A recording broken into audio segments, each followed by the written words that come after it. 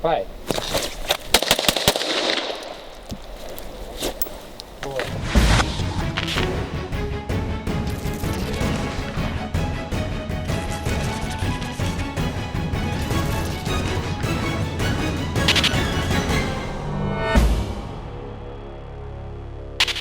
Olá, sobrevivencialista, eu sou o Júlio Lobo e hoje nós estamos aqui com o Andrade, que é o instrutor principal, o diretor da A-Combat, e ele está aqui para conversar um pouquinho conosco sobre a questão de armas, ou seja, por que um cidadão deveria andar armado, e a gente vai bater um papo, mas obviamente que para ele se apresentar é muito mais fácil, né? Então, Andrade, fala um pouquinho o que você já fez, quem você é de maneira geral, para quem nunca ouviu falar de você antes, cara.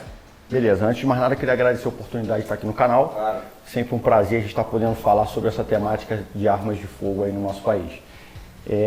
Meu nome é Andrade, para quem não me conhece. Comecei trilhando minha carreira aí em 1993 no Corpo de Fuzileiros Navais, passei pela Polícia Militar e atualmente estou no Sistema Prisional do Estado do Rio de Janeiro. Sou inspetor de Segurança e Administração Penitenciária. Dentro da minha carreira, eu procurei trilhar ela toda em cima de atividades operacionais. Fiz alguns cursos na área tática, então sou operador tático, tenho o curso do COT, CAT, operações aéreas, fiz o curso da SWAT no Departamento de Polícia de Miami, nos Estados Unidos.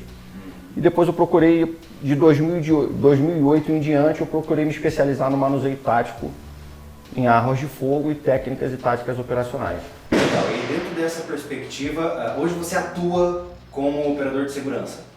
Isso, hoje eu ainda estou na ativa, no cargo de inspetor penitenciário, né, no estado do Rio de Janeiro, que é a CEAP-RJ.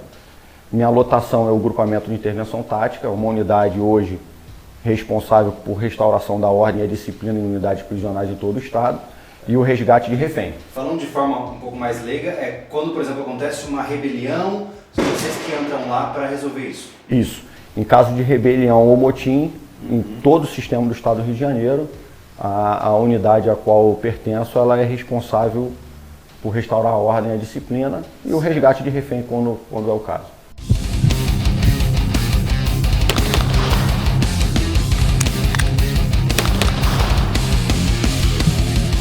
A pergunta-chave desse vídeo, tá? Por que para você, uma pessoa que trabalha na área de segurança, para você, o cidadão tem que andar armado? Qual é a sua visão sobre isso? A minha visão é que todo cidadão de bem deveria ter a oportunidade de escolha de andar armado ou não. Certo. A gente tem um direito no nosso país licenciado, a gente teve a presença do Estatuto de Desarmamento, que começou ali por volta de 2003, e a gente percebe que foi um estatuto que licenciou o direito do cidadão de bem, mas os marginais da lei conduzem, portam arma pelo Brasil inteiro. O marginal não segue a lei, né? O marginal não segue a lei, então ele consegue isso no câmbio negro, né? E a gente vê a violência crescente no nosso país aí diariamente. E hoje o porte, obviamente, ele é quase impossível para um cidadão, né? A posse ainda é viável, mas bem limitada, né? Bem restrita. É bem restrita. A questão é, você acha que é viável, então, liberar o porte para as pessoas? Isso deveria ser feito sob um controle específico? Qual é a sua visão dessa liberação do porte para o cidadão comum? Então, eu acho que a liberação do porte ela deveria ocorrer. É claro que com um acompanhamento, né? Porque portar arma também não é uma coisa simples. O condutor de uma arma no seu dia a dia, ele tem que ter uma preparação psicológica e técnica para o manuseio do equipamento. Tem que estar sempre treinado e acompanhando a legislação vigente. Então, assim, eu acho que ele tem que ser liberado Com boa supervisão. Com uma boa supervisão. E é claro, né, como acontece no nosso país, às vezes a gente tem às vezes uma boa lei e ela não é acompanhada, é uma lei que fica vaga. Certo. Então, assim, a gente tem que ter uma legislação e tem que ter o controle. Certo.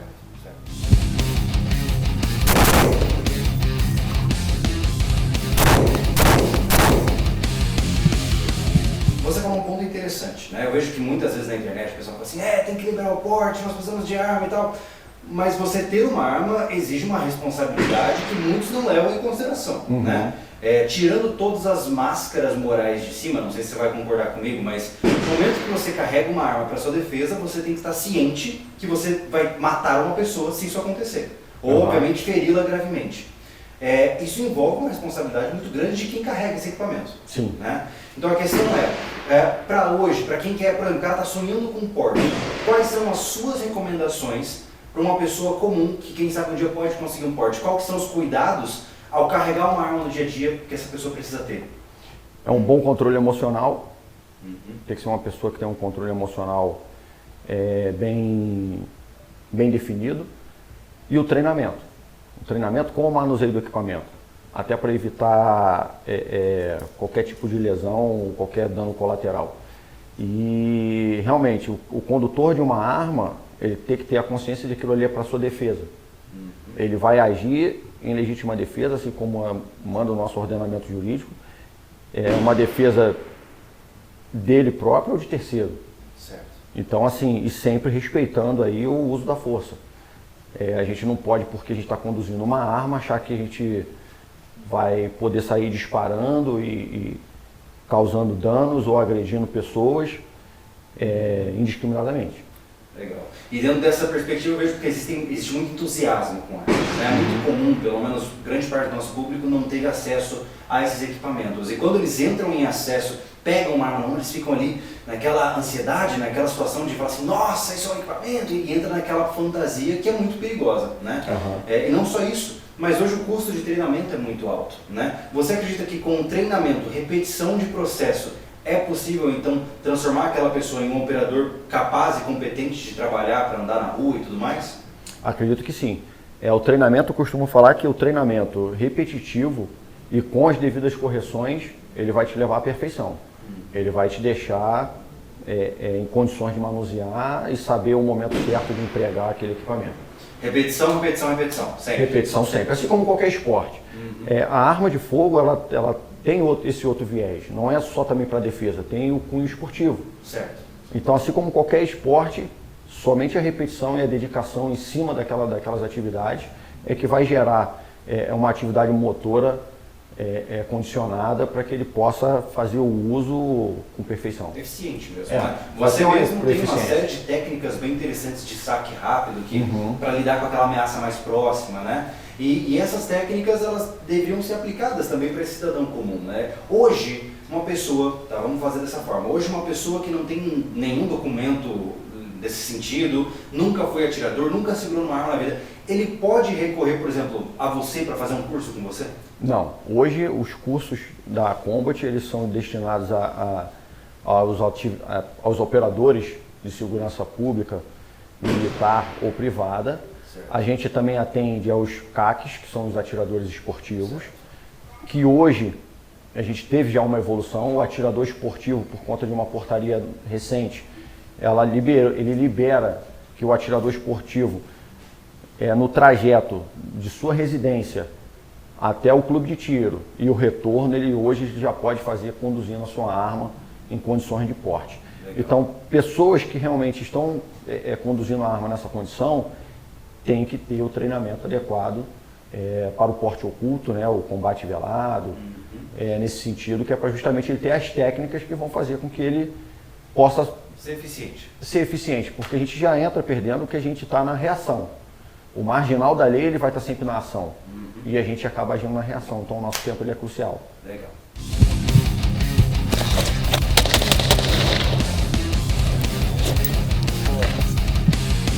Então quer dizer que você trabalha com esse pessoal mais especializado, que já é da área, que já trabalha envolvido com armas, né? Mas uma pessoa comum, por onde ela começa? Imaginemos que um garoto que sempre pensou nisso, sempre gostou disso, seja para tiro esportivo, seja lá para o que for, como que ele começa a entrar nesse mundo e ter acesso à prática esportiva de tiro, por exemplo? Então, se ele for para o caminho do esporte, ele tem que se filiar a um clube de tiro. Tem que tirar o CAC. Tem que tirar o CAC. Ele tem que ser filiado a um clube de tiro, vai ter o seu registro como atirador esportivo. Certo. E aí assim ele vai poder começar a adquirir os equipamentos necessários, ir para o clube e praticar o esporte. Legal. Se for para a aquisição, que é o posse de uma arma, qualquer cidadão hoje ele pode se dirigir à Polícia Federal vai estar fazendo o psicotécnico, tá? Que é o teste de atividade, o teste psicológico para o manuseio de arma de fogo, com uma psicóloga credenciada pela Polícia Federal, e depois, apto na parte psicológica, ele vai procurar um instrutor também credenciado pela Polícia Federal para fazer o laudo de aptidão técnica do armamento. Certo. Feito isso, ele vai poder juntar toda a documentação necessária junto à Polícia Federal para conseguir aí a autorização de compra. Isso hoje é um muito armamento. difícil, né? Vamos ser honestos aqui. É um processo difícil e bastante custoso, né? É um processo difícil, caro, porque tem que custear a psicóloga, tem que custear o instrutor credenciado, fazer toda a juntada das documentações que são exigidas. Certo. Muitas das vezes ele dá entrada e a Polícia Federal indefere o pedido para compra, então hoje é bem restrito. Eu, particularmente, tenho uma visão que, Júlio falando, né, eu acho isso um absurdo, né? Isso deveria ser muito mais facilitado. Né? Hoje nós temos um desbalanceio muito grande entre criminosos e cidadãos. Né? Hoje eu digo sempre para as pessoas que nos acompanham que nós somos ovelhas porque o cara ele escolhe o alvo que ele quer e assalta. Porque ele sabe que as chances daquela pessoa reagir de maneira armada são quase nulas. Né? Ao menos em grande parte do Brasil isso não acontece. Mas o que a gente pode dizer, você como uma pessoa que lida com isso diariamente, quais a dica que você dá para uma pessoa que ainda não pode ter armas e precisa se proteger, precisa se manter segura de um mundo cada vez mais agressivo, mais violento? O que você acha que você pode dizer para essa pessoa? É uma pergunta difícil, né? Eu te coloquei na linha aqui.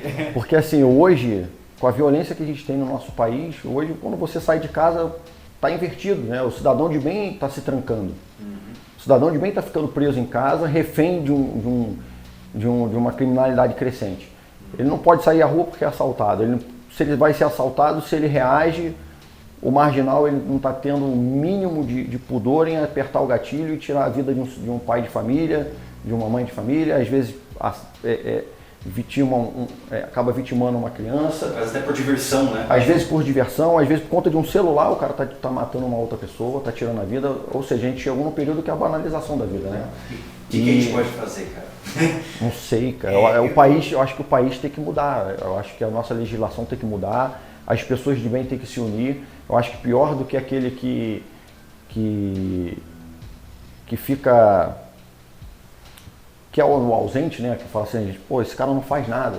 Acho que esse que é o pior, a gente tem que se unir, porque senão a gente não vai conseguir dar um rumo ao nosso país. Nós temos tido uma politização acerca das armas recentemente, né? E eu vejo que, de fato, muitas pessoas acreditam nisso, estão também indignadas pela violência, mas ficam sentadas esperando alguém fazer o trabalho. Alguém fazer alguma coisa. E uma outra coisa que me chama a atenção é a seguinte, falar, o Estatuto de Desarmamento. Só desarmou o cidadão de bem.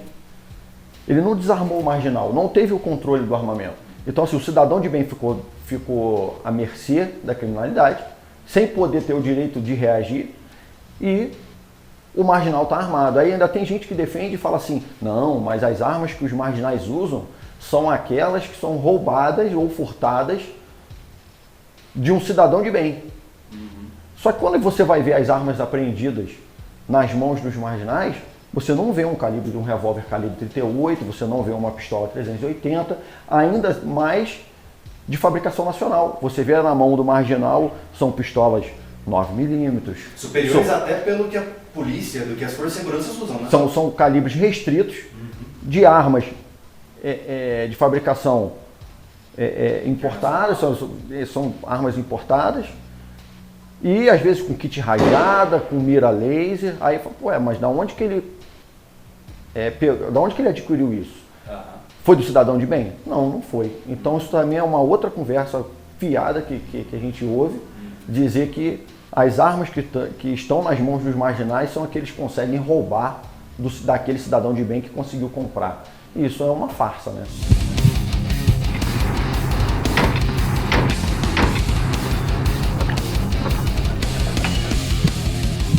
O cidadão precisa andar armado. Ponto. Né? É isso que causa o equilíbrio entre o bem e o mal. Né? É o equilíbrio entre o bem e o mal. Assim, a gente vê países desenvolvidos onde que o armamento ele é mais fácil de ser adquirido, é mais liberado. Você vê pessoas andando armadas direto. Só que o marginal, às vezes, ele vai pensar, né? Pô, será que esse está armado? Será que não Sim. está? Ou então, Gera a dúvida. já começou a gerar a dúvida, ele já fica naquela se ele vai, a empreitada criminosa dele, se vai ter um sucesso, porque ele pode até ir num cidadão que não está armado. Só que aquele outro cidadão que está ali do lado, pagando uma conta num caixa, num posto de conveniência, está armado. Sim. Aí aquele que está armado tem o outro colocando também um combustível no posto que está armado. Então se ele atentar contra uma outra pessoa, já são dois que vão poder reagir e acabar salvaguardando a vida daquele que está sendo vítima do roubo. É legal você dizer isso, porque eu venho de Mato Grosso do Sul, que é uma área mais rural, digamos assim, né? Existe, obviamente, a capital, a cidade e tal, mas eu lembro que o pessoal sempre dizia assim, que em chácara é difícil ter roubo, porque o bandido sabe que geralmente o chacreiro, o fazendeiro, tem arma. Ou seja, a incidência de roubo é pequena, porque existe capacidade de revidar, né? No momento que o criminoso descobre que ninguém ali vai revidar, aí ele ataca, né? Então a questão é, para aquela pessoa hoje que está nos assistindo, acima de 18 anos, o melhor caminho para ela se proteger na realidade atual é buscar a posse ou tirar para a prática esportiva. Lembrando, na prática esportiva, aquele equipamento vai estar vinculado somente para o uso do esporte. Certo. Ele não, de maneira nenhuma, vai poder usar na defesa. Certo. Então, se o objetivo é a prática esportiva, ele quer treinar, ele curte o esporte, procura a região militar do Exército Brasileiro, através de um clube de tiro, para poder se registrar como atirador esportivo. Certo. E aquele que está buscando uma arma para a sua defesa, o caminho é a posse, ele adquirir um equipamento, e aí junto à Polícia Federal, ele adquire esse equipamento e depois tentar a sorte para conseguir o porte de arma federal. Legal. Eu vejo que com certeza nesse vídeo vai ter muito comentário das pessoas dizendo assim, mas no Brasil não dá, esse negócio de dar indeferida é discricionário, porque o delegado não gostou, ele só dá não lá. Enfim, tem uma série de polêmicas envolvidas aí que são... Realmente é discricionário. Né? A legislação coloca essa condição. Então você pode realmente dar entrada na sua documentação e o delegado da região achar que não deve. Que não deve. Entendi. Bom, essa é a realidade que a gente tem hoje e a gente espera que mude, né? Com certeza. Uma conclusão então, me diga aí de maneira geral, tá? Só para que as pessoas, para a gente finalizar aqui. Então, na sua visão, o indivíduo tem que andar armado. O que mais você pode dizer para essa pessoa que está ouvindo essa conversa agora? Na minha concepção, quanto mais gente armada, melhor. Eu acho que esse é o caminho. É o equilíbrio das forças. A gente tendo pessoas armadas, a gente precisa também de um controle, de uma legislação forte. Então eu acredito que o caminho não é licenciar o direito de quem quer andar armado, e sim ter penas duras para aquele que conseguiu comprar sua arma e fez mau uso disso. Fez o mau uso. Então a gente vai lá e pune ele pelo mau uso severamente. Legal. E não pegar o cidadão de bem e licenciar, falar, não, eu estou por conta disso, ninguém anda armado. E a gente tem essa perspectiva que a gente está tendo atualmente no nosso país. Então, pessoas, está na hora de começar a se movimentar politicamente. Nós temos uma série de movimentos, né, pró-armamentos já acontecendo no Brasil. Nós ainda não começamos a estudar cada um desses movimentos para ver quais são os interessantes, mas futuramente a gente pretende abordar isso aqui no canal também. Mas no mais, Andrade, obrigado. Muito legal conversar contigo. Muito legal, pessoal. Os contatos do Andrade também vão estar aqui embaixo para você conhecer o trabalho dele de mais perto, né? E com certeza vocês podem deixar suas perguntas nos comentários para a gente conversar um pouquinho com vocês, beleza? Então, no mais, se vocês gostaram, deixem o seu gostei, inscrevam-se no canal para receber novos vídeos. Nos vemos muito em breve. Eu sou o Júlio Lobo, você é o Andrade da Andrade Combat. Curta o nosso canal, curta a nossa página. Abraço a todos os seguidores aí. Todos os links vão estar aqui na descrição. Eu sou o Júlio Lobo e esteja preparado. Valeu, camarada.